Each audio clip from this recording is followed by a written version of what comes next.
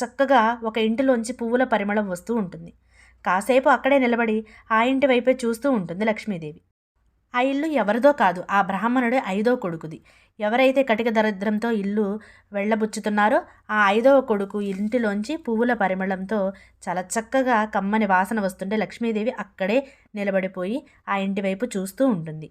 ఇక అప్పుడే ఐదవ కొడుకు బిందె నిండా నీటిని తీసుకొచ్చి ఇంటిలో పెట్టి పనికి వెళ్ళి వస్తానని చెప్పి భార్యతో పనికి వెళ్ళిపోతాడు. ఐదవ కొడుకు ఇంటి ఇల్లాలు మాత్రం ఇంటి లోపలే కూర్చొని ఉంటుంది. లక్ష్మీదేవికి ఆ ఇంటి ఇల్లాలు ఎక్కడా కనిపించదు. కానీ ఇల్లు మాత్రం చాలా శుభ్రంగా ఉంది. ఇంటి ముందు అలికి ముగ్గులు పెట్టి పసుపు కుంకుమ పువ్వులు పెట్టి గుమ్మాన్ని అలంకరించి దేవుని పూజ కూడా ముగించి ఉంటుంది. కానీ ఇంటి ఇల్లాలు మాత్రం ఎక్కడా కనిపించదు. ఇక లక్ష్మీదేవి ఆలస్యం చేయకుండా ఆ ఇంటి వరండాలో ఒక పెద్ద ముసలావిడిలాగా వచ్చి కూర్చుంటుంది. అమ్మా, ఎవరైనా ఉన్నారా అని చెప్పి అడుగుతుంది లక్ష్మీదేవి. ఆ ఇంటి ఇల్లాలు లోపల నుంచి ఎవరమ్మా, ఎవరు కావాలి మీకు అని అడుగుతుంది. కానీ బయటికి మాత్రం రాదు. లక్ష్మీదేవికి వినిపిస్తుంది కానీ లోపల ఎవరూ కనిపించరు. ఎక్కడున్నావమ్మా నువ్వు అని అడుగుతుంది లక్ష్మీదేవి. ఆ ఇంటి ఇల్లాలు మాత్రం బయటికి రాదు.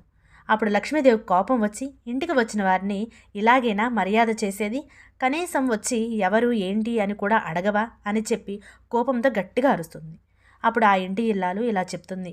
అమ్మా, మేము కడు దరిద్రంతో ఉన్నాము. నా భర్త పనిలోకి వెళ్ళాడు. ఇంట్లో ఉన్న ఒక్క చీరను పంచెలాగా కట్టుకొని ఆయన పనికి వెళ్ళాడు.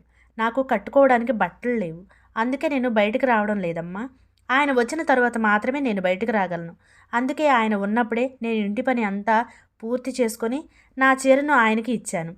అది ఆయన పంచెలాగా కట్టుకొని ఆయన పని పూర్తి చేసుకోవడానికి వెళ్ళాడు. ఆయన ఇంటికి వచ్చేదాకా నేను ఇలాగే లోపలే ఉంటాను. దయచేసి తప్పుగా అర్థం చేసుకోకు అని ఆ ఇంటి ఇల్లాలు చెప్తుంది. ఇక అంతకుముందు చూసిన ఇంటి ఇల్లాలను లక్ష్మీదేవి గుర్తుకు తెచ్చుకొని, సరే ఇదిగో తీసుకో అని చెప్పి ఒక పట్టు చీరను ఇస్తుంది. ఆ పట్టు చీరను ఇంటి ఇల్లాలు తీసుకొని కట్టుకొని బయటకు వస్తుంది. అప్పుడు లక్ష్మీదేవి, ఎంత చక్కగా ఉన్నావో,